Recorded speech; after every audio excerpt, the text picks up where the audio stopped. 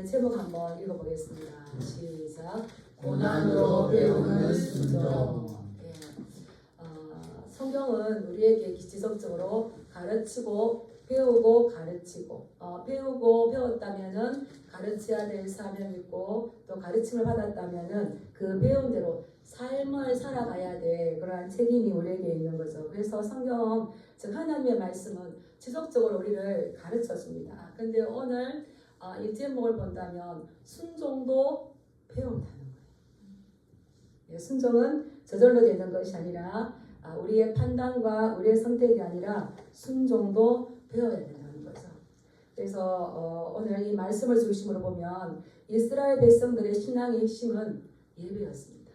제사였죠. 예배. 그리고 그들의 공동체 중심이 이 예배가 있었어요. 히브리서 기자가 히브리서를 쓸 당시에서도 그들에게 이 예배가 가장 중요했는데 이들의 수신자는 이방인이 아니라 유대인이 된 유대인 중에서 그리스도인으로 돌아왔던 사람들, 그리고 또 이 제사장 집단들, 제사장 인물. 사도행전에 보면 많은 사람들이 하나님께 돌아왔는데 누구도 돌아왔다고 되어 있습니까? 허다한 제사장인들 또 이제 돌아왔었어요. 그런데 1세기가 지나가 1대가 지내고 이제 2대가 되었을 때에 그때 당시 기독교가 평안하게 간 것이 아니라 우리가 잘 알듯이 지속적인 핍박과 억압과 이런 박해의 시대가 되었다는 겁니다. 그래서 이런 고난과 핍박과 이런 일들이 있을 때에 내가 유대인이지만 기독교로 돌아왔는데 예수 믿고 너무 힘이 드니까 다시 이것을 떠나고자 하는 거예요. 그리고 이방인 제사장들도 들어갔다가 하나님을 믿었는데 예수님 믿고 보니까 더 많은 억압과 핍박과 곤란이 있었다는 거죠. 그래서 이방인의 물론 유대 제사뿐만 아니라 이방인들의 그런 허다한 우상을 섬기던 허다한 그런 제사장들도 다시 돌이켜서 예전의 모습으로 이방으로 우상을 쫓는 이들로 돌아가려고 하는 그들의 모습. 그래서 이 히브리서의 주제는 광야에서 방황하는 이스라엘 백성들의 이야기.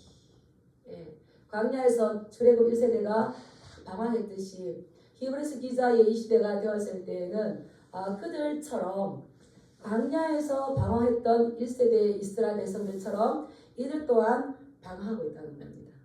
우리는 방황하지 않습니까? 예, 우리도 많이 방황합니다. 지금은 고난과 핍박 때문에 방황하는 것이 아니라 어떨까요? 풍요로움 때문에, 예, 평안함 때문에. 그래서 이 기독교적인 성경적인 가치관이 많이 폐마되고 말죠.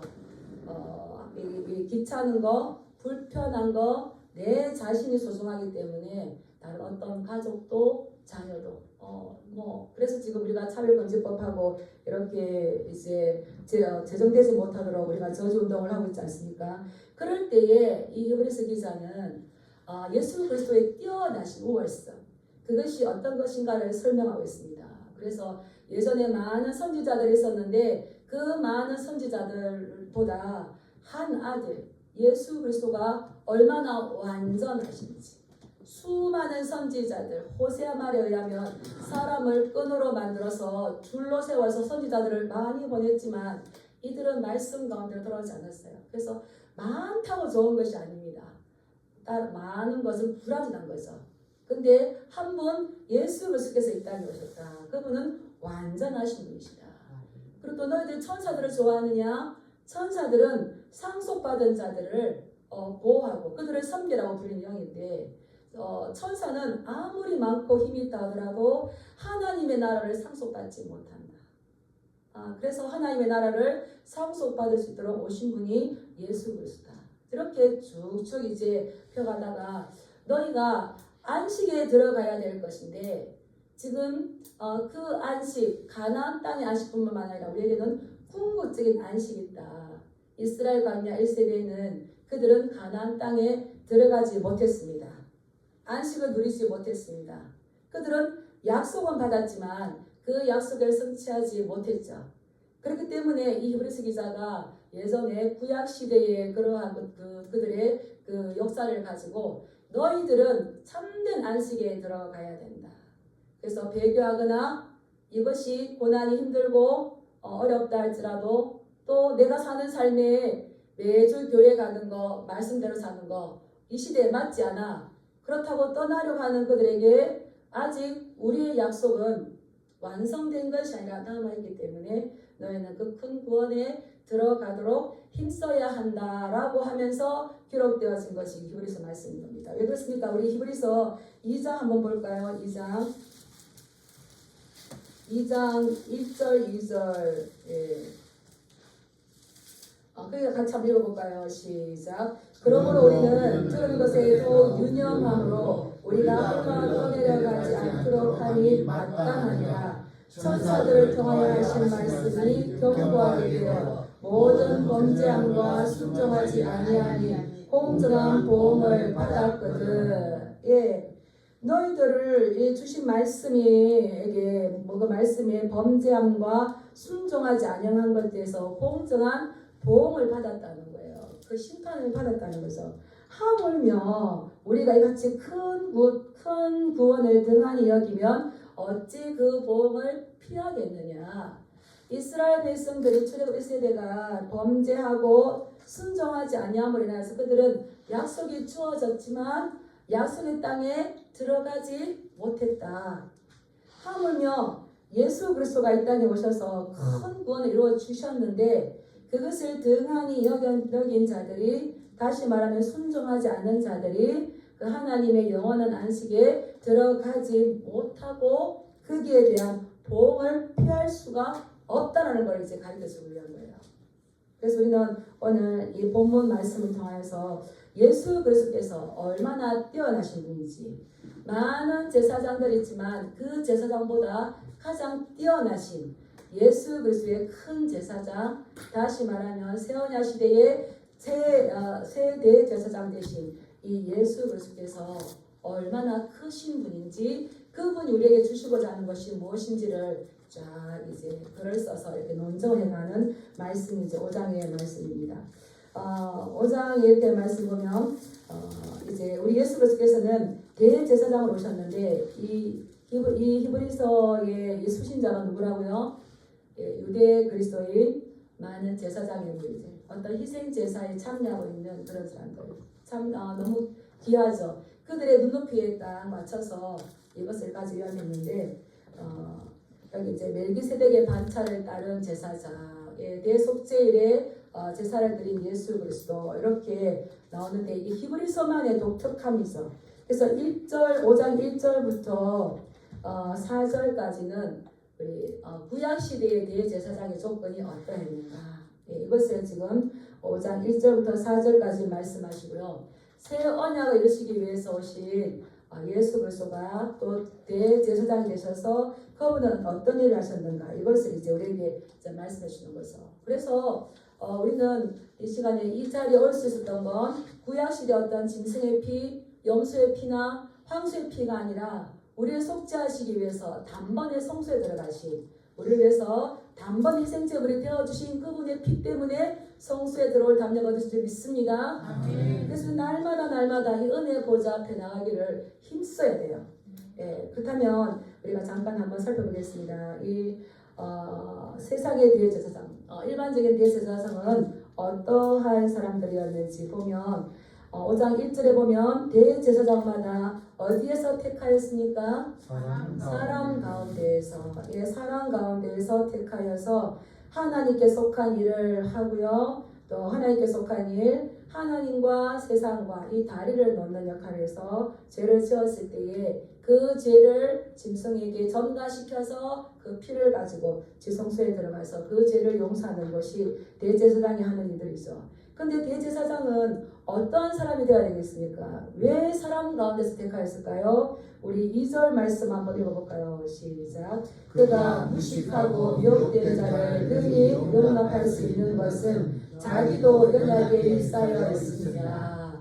사람 가운데 택하여야 하는 건 그가 그 사람으로 같이 되어서 연약한 자를 함께 그 마음들을 이해하고 동정하고 그들을 용납할 수 있어야 됐었어요. 어떠한 자까지 용납해야 되는 겁니까? 무식한 자. 대제사장은 그냥 자기의 관저에 이렇게 있다가 1년에 한 번 대속죄일 날 짐승의 피를 잡고 용서하고 그렇게 제사 지내 들어가는 것이 아니라 사람들 가운데 가야 돼요. 가서 어떤 자들하고 같이 해야 되냐면 이 무식하다. 이거는 어떤 거에서 무식하냐면 모르고 죄를 짓는 자들. 예, 무지하죠. 하나님의 말씀 어떤지 모르기 때문에 무지해서 죄를 짓는 거예요. 그런데 모르고 죄를 짓는 것도 죄죠. 왜냐하면 바울도 예수를 핍박했어요. 모르고 죄를 지었지만 그것도 모르고 핍박했지만 그것도 죄인 거죠. 이 대제사장은 이러한 모르고 죄를 짓는 무지한 이러한 자들도 받아들이고 용납할 수 있는 사람이 되는 거예요. 그리고 어떠한 자들입니까? 미혹한 자들. 예, 미혹한 자들, 미혹된 자들이 아니라 미혹한 자들. 잘못 인도하는 자들. 그러한 자들. 우리 보면 좀 어떻습니까? 미혹한 자들. 지옥에 가야 맞다 이러면서. 괘씸하지만 제사장은 이것까지도 사랑할 수 있고 그들까지도 받아들일 수 있고 그들을 위해서도 기도를 할 수가 있어야 된다는 겁니다. 우리도 제사장을 부른 적 있습니다. 예, 우리도 이러한 자들이 되어야 되는 거예요.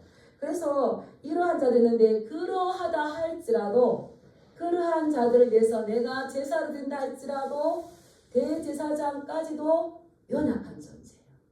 죄인인 거예요.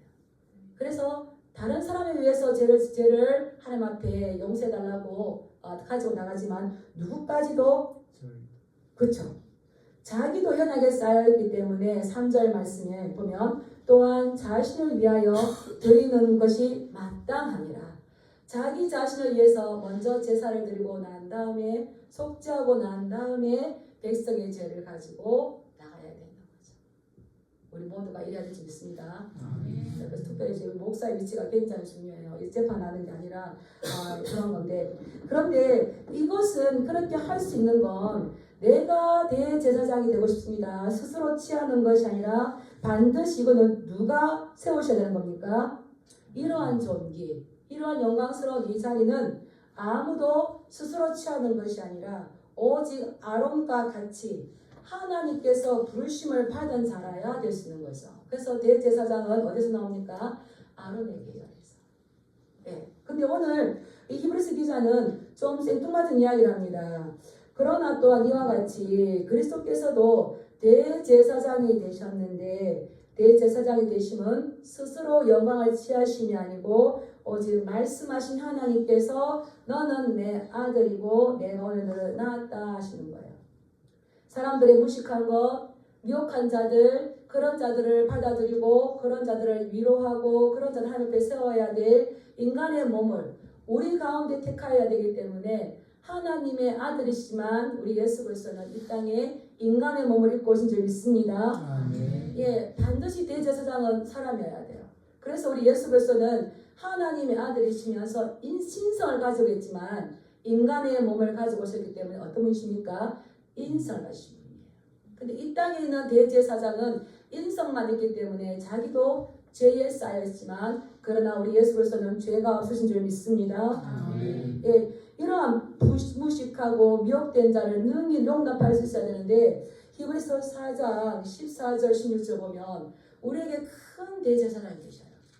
그분은 어떤 분이냐? 승천하시고 하나님의 아들이시고 그러는데 우리 15절 한번 읽어볼까요? 시작. 우리에게 있는 대제사장은 우리의 연약함을 동정하지 못하시리라며 모든 일에 우리와 똑같이 시험을 받으시는데 죄는 없으시니라. 아멘. 이 예수님께서 하나님의 아들이신데 이 인성의 몸을 입고 이 땅에 오셨다는 것은 네, 우리의 연약함들을 우리에게 있는 대제사장들은 우리의 연약함을 동정하시는 줄 믿습니다. 네, 우리 아픔들을 다 알고 계시는 분이시죠.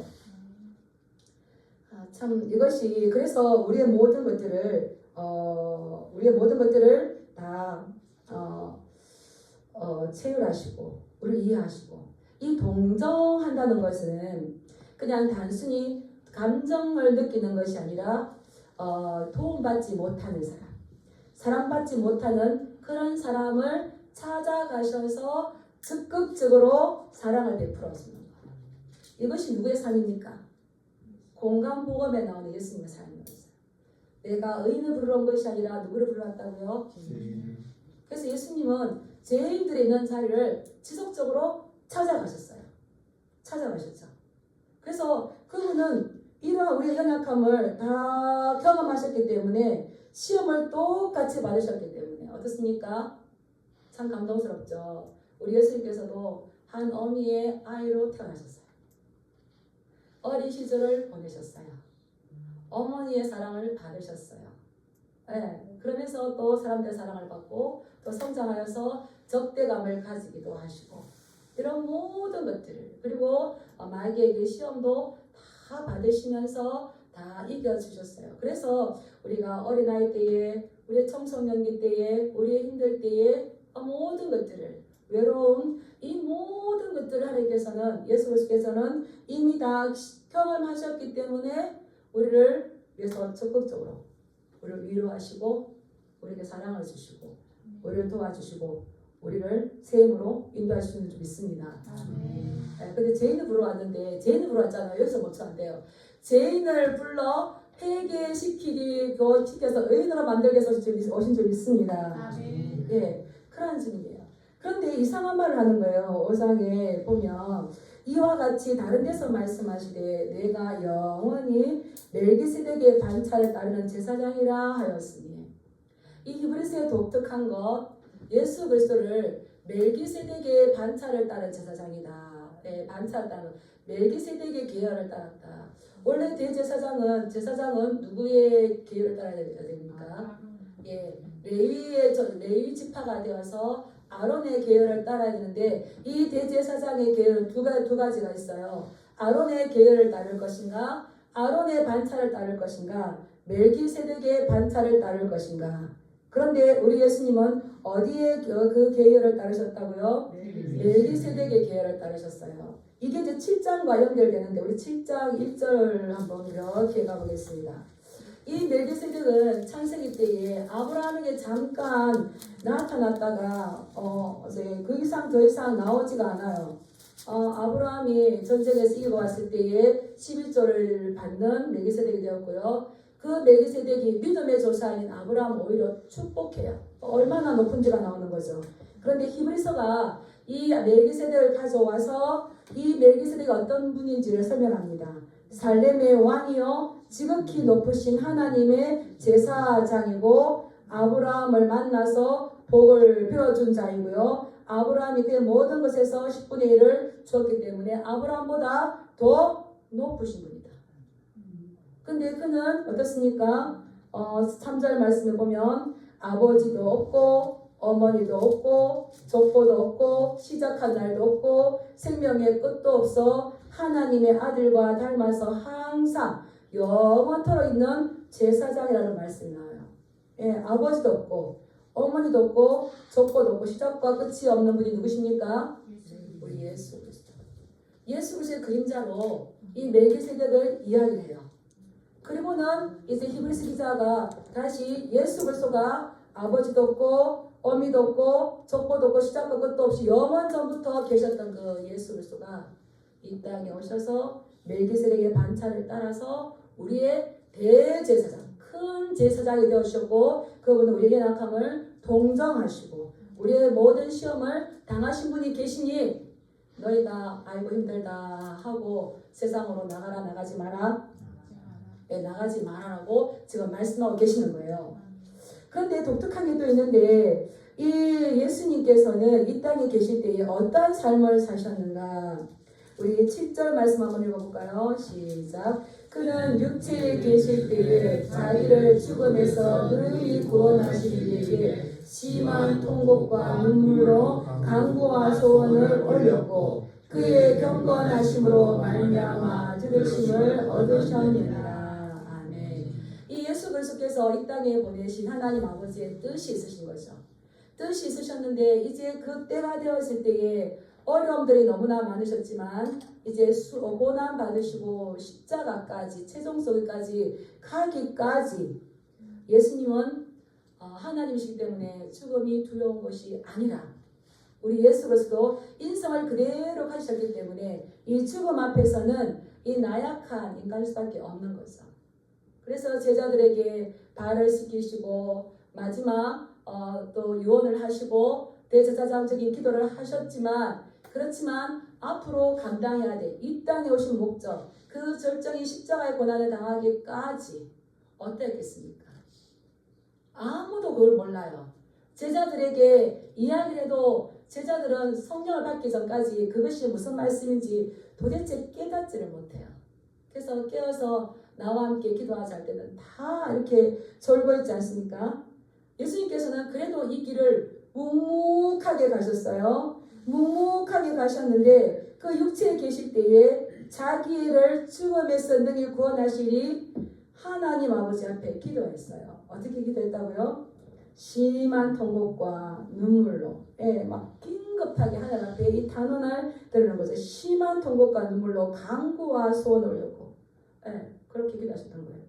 그래서 이거 심한 통곡과 눈물로 기도하셨다는 것은 부르짖었다는 거예요.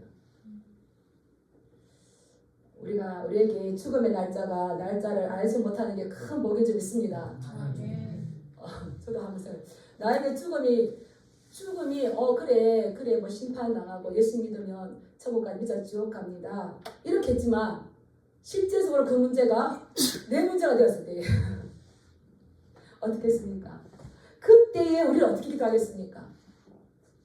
예수님께서 그때 그 자리에서 얼마나 간절하게 예수님께서 얼마나 간절하게 기도하셨을까요? 간절하게 그 눈물로 심한 통곡으로. 그래서 마태복음을 보면 예수님께서 기도하실 때 어떻게 했어요? 땅에 엎드셨어요.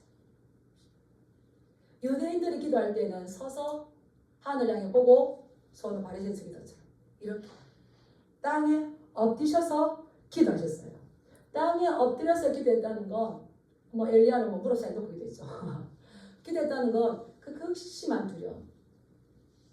저는 이 말씀을 준비하면서 묵상해봤어요.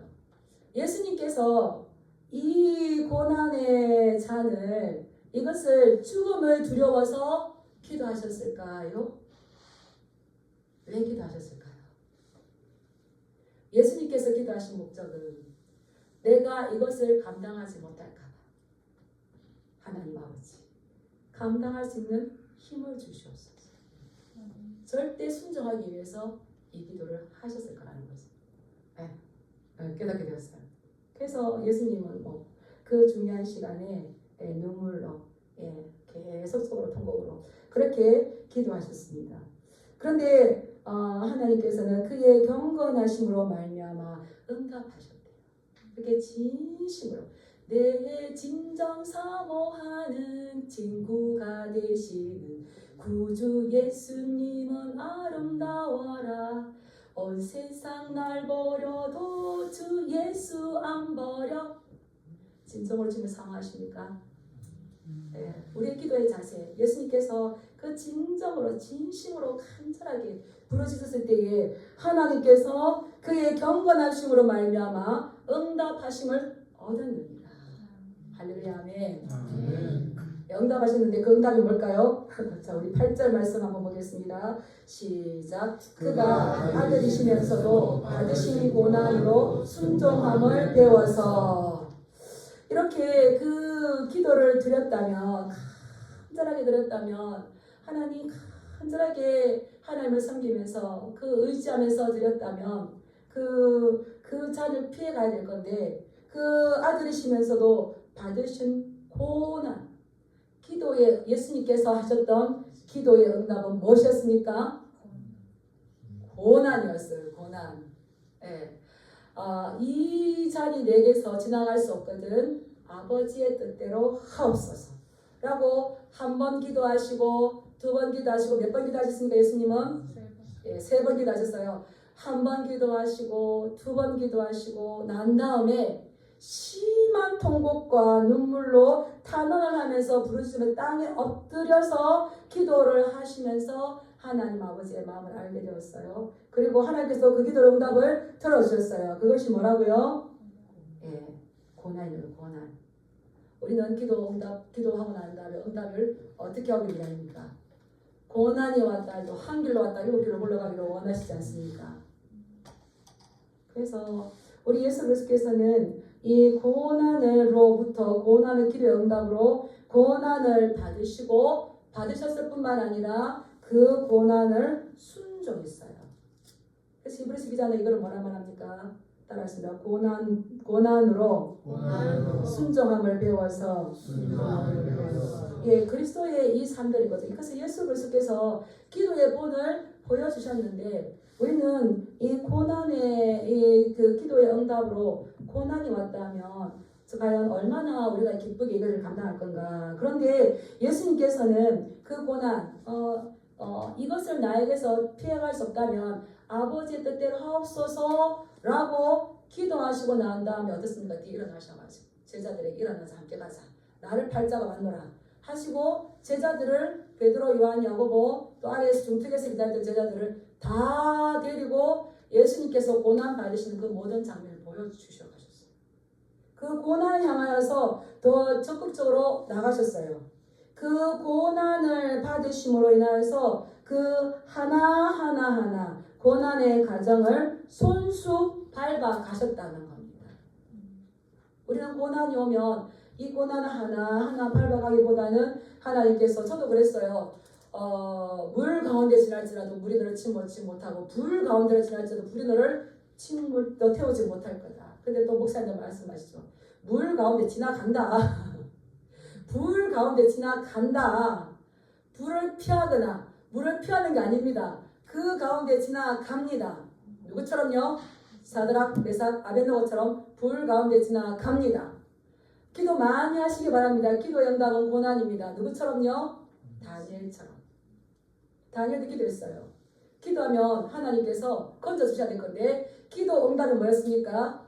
사자굴에 들어가야 되는 거였어요. 우리 예수님께서도 마찬가지였어요. 이렇게 이렇게 심한 통곡과 눈물로 기도했는데 하나님의 아들이시잖아요. 그럼에도 불구하고 고난이 기도의 응답이실 때에 하나님께서는 그것을 피하지 아니하시고 일어나자 함께 가자라고 하시면서 오히려 더 적극적으로 하나하나 그 과정을 밟아 나가시고 고난 당하시고 외면 당하시고 십자가에서 어디까지 또 나가셨습니까? 엘리 엘리 라마 사박다니 나의 하나님 어찌하여 나를 버리시나이까지 그 길까지 지속적으로 따라하시다 순종함을 배우시고 순종함을 이루셨다. 예, 순종은 스스로 되는 걸까요? 배워야 되는 걸까요? 예, 배워야 되는 겁니다. 순종합니다. 우리 예수 그리스도께서 이 땅에 태어나셔서 육체가 자라가시고 지혜도 자라가시고 이 마지막에 이 큰 것에서 순종하기까지 어떻게 했을까요? 크고 작은 일들에 순종하시고 순종이 쌓였을 때에 십자가의 고난도 주님께서 적극적으로 우리를 위해서 감당해 주실 줄 믿습니다. 저희 큰애가 그러더라고요. 직장생활 이제 학교에 있다가 직장에서 이렇게 나가 보니까 많은 이제 이제 저 선배들 이렇게 보면 이제 저녁에 놀자 젊었을 때 놀아야 된다. 그래서 결혼도 안 하고 놀자. 엄마 어떤 사람은 아이가 있는데 10시까지 집에 안 들어가 이렇게 봐요. 근데 그한 30대 또 40대 50대를 본 것 같아요. 근데 제가 보니까 젊었을 때 놀자 했는데 40대 50대가 돼서 이제 정신 차려서 열심히 하자 이런 사람 없는 것 같아요. 젊었을 때에 열심히 하고 그랬던 사람이 40대 50대가 되어서도 성실하게 노력하고 그 길을 가는데 이게 다르다는 거예요. 그래서 뭐랬을까요? 와 나도 내가 그 장가를 가야겠다. 이렇게 젊었을 때 이렇게 가다 보면 나중에 저렇게 되겠다. 그래서 연구하고 가수 동한테요. 연구하고 이렇게 돼. 그래서 우리는 기도가 쌓이고 순종이 쌓였을 때에 그 순종도 우리가 감당할 수 있게끔 큰 순종으로 나가겠죠. 근데 대신 어떨까요? 불순종하면 어떻게 했습니까? 불순종도 자라가는 거예요. 따라서 지혜가 자라듯이 지혜가 자라듯이 순종도 순종도 자라간다. 자라간다. 죄가 자라듯이 지혜가 자라듯이 불순종도 불순종도 자라간다. 예, 예수님께서는 이 큰 문제에서도 고난을 받으심으로, 고난을 직접 경험하심으로, 고난을 그 감당하심으로 순종이 주는 유익을 갖던 거예요. 근데 이것에 실패한 사람이 있어요. 출애굽 1세대. 예, 우리 4장 11절 말씀 한번 읽어보겠습니다. 4장 11절 시작. 그러므로 우리가 저 안식에 들어가기를 힘쓸지니 이는 누구든지 저 순종하지 아니하는 본에 빠지지 않게 하려 함이라. 아멘. 예, 이것을 실패했는데 출애굽 1세대는 안식에 들어가지를 못했어요. 왜 그렇습니까? 이스라엘 백성들은 고난이 왔을 때에 원망하고 불평하고 불순종했던 거예요. 원망하고 불평의 그 열매가 뭡니까? 불순종인 거죠. 불순종하기 때문에 그들은 그 목표에 도달하지 못했어요. 가나안 땅에 들어가지 못했기 때문에 가나안 땅 1세대는 상속받지 못해서 가나안 땅에 주는 참된 안식과 기쁨과 평안을 누리지를 못했어요. 그래서 이 히브리서 기자는 백성들에게 지속적으로 3장 7절 말씀 한번 볼까요? 3장 7절 시작. 그러므로 성령이 이르신 바와 같이 오늘 너희가 그의 음성을 듣거든 광야에서 시험하던 날에 거역하던 것 같이 너희 마음을 완고하게 하지 말라. 예, 성령님께서 말씀하시듯이 너희가 그의 음성을 듣거든 누구처럼? 광야에서 시험받아 불평하던 그들처럼 너희들의 마음을 완고하게 하지 말라는 겁니다. 그들이 불순종함으로 가나안 땅에 들어갔다면 오늘 너희가 불순종하고 순종하지 않았을 때에 영원한 안식, 영원한 그 가나안 땅에 들어갈 수가 있을까요? 큰 구원이 들어가는 어찌 그 부흥을 피할 수가 있겠으리요. 못 들어간다는 말이죠. 예, 그리고 또 우리 16절 말씀 읽어보겠습니다. 예, 15절 16절 읽겠습니다. 시작. 성경에 이르렀으되 오늘 너희가 그의 음성을 듣거든 경노하시게 하던 것 같이 너희 마음을 완고하게 하지 말라 하였으니. 예, 듣고 경노하게 하신 자가 누구냐? 모세를 따라서 애굽에서 나온 모든 사람들이 아니냐? 그들은 범죄함으로 인하여서 순종하지 못함으로 인해서 그들은 가나안 땅에 들어가지 못했다. 그러므로 인해서 너희들은 지금 선택을 해야 되는 거죠. 예수 그리스도께서 그러나 그 고난이 왔을 때에 원망하거나 불평한 것이 아니라 땅에 엎드려서 간절히 기도하심으로 인하여서 그분은 이 순종함을 통하여서 순종함을 배우시고 순종함을 온전하게 이루셔서 그분은 완전함에 이르셨다는 거예요. 기도의 능력이 뭡니까? 왜 기도하십니까? 복 받기 위해서. 네, 우리의 목원을 보여주신 예수님께서 왜 기도하셨을까요? 하나님의 뜻에 순종하기 위해서. 네, 이것이 기도의 능력이죠. 기도를 해보신 분들은 알겠지만 이 기도는 그 깊은 곳에 들어가면 결국은 어떻게 됩니까? 내 자아가 타파돼요. 내 자아가 깨뜨려져요. 나의 견고한 섬이 깨뜨려져요. 그래서 이 기도가 어떤 능력을 받거나 하나님의 뜻을 막 다르게 하거나 이런 것들이 아니라 그 기도할 때에 나를 쳐서 복종케 하게 하고 하나님의 말씀에 순종합니다. 이것이죠. 그래서 나의 문제를 가지고 기도에 들어가다가는 뒤에는 어떻습니까? 아버지의 뜻을 발견하게 되고 아버지의 뜻에 내 자신을 맞추게 되는 겁니다. 우리 예수님께서도 그러한 기도를 올려드리셨어요. 그러고 난 다음에 그가 아들이시면서도 이 고난의 순종함으로 순종을 배우심으로 인하여서도 순종이 더 철저히 순종하심으로 인해서 완전하게 되셨다는 거예요. 우리 9절 말씀 읽어보겠습니다. 시작. 온전하게 되셨은즉 자기에게 순종하는 모든 자에게 영원한 구원의 근원이 되시고. 예, 곧 기도하셨고 기도의 응답으로 고난을 받으시고 고난의 순종함을 통해서 어디에 이르셨다고요? 온전함. 이게 히브리서가 이제 온전함이 되어 있는데 원래 텔레오테이스 이거 헬라어를 이렇게 우리나라 말 번역하면 따라서 완전함이 있다는 거예요. 예, 하나님께서 보내신 그 목표에 대해 성취하시고 그 목표에 도달하셨다는 거예요. 그래서 텔레이오 데이스 이것은 목표까지 이르는 것, 목표 지점까지 도달하는 것, 중간에 포기하는 것이 완전함이 아닌 거죠. 그래서 완전함에 이런 것은 예수 그리스도께서 4장 15절에 보면 그 12, 14절에 보면 대제사장이 계시니 그분은 승천하셨어요. 고난 받으시고 십자가에 죽으시고 부활하시고 승천하셨어요. 승천하셔서 하늘에 가서 뭐가 되신 겁니까? 왕으로 등극하셔서 만물을 그의 발등상 아래에 두신 여기까지 가야 되는 거예요. 이게 예수 그리스도께서 완전하셨다는 거, 온전하게 되셨다는 거죠. 예수 그리스도께서 고난 받으시고 십자가에 죽으시고 부활하시고 승천하시고 천상의 제사를 되신 후에 천상의 왕으로 등극하시고 지금 하나님 보좌 우편에서 우리 위해 기도하시고 이것을 누구에게 주시기 위해서 이 기도의 본을 보이셨을까요? 우리에게. 우리도 예수님처럼 왕권을 가진 자를 믿습니다. 그러기까지 고난을 통하여서 우리도 순종함을 배워야 돼요. 왕으로까지 구원하는 자가 되기 위해서도 순종함을 배워야 되지만 구원함을 받을 자도 뭐를 배워야 된다고요? 순종함. 우리 순종하시길 즐겨하실 주님을 축복합니다.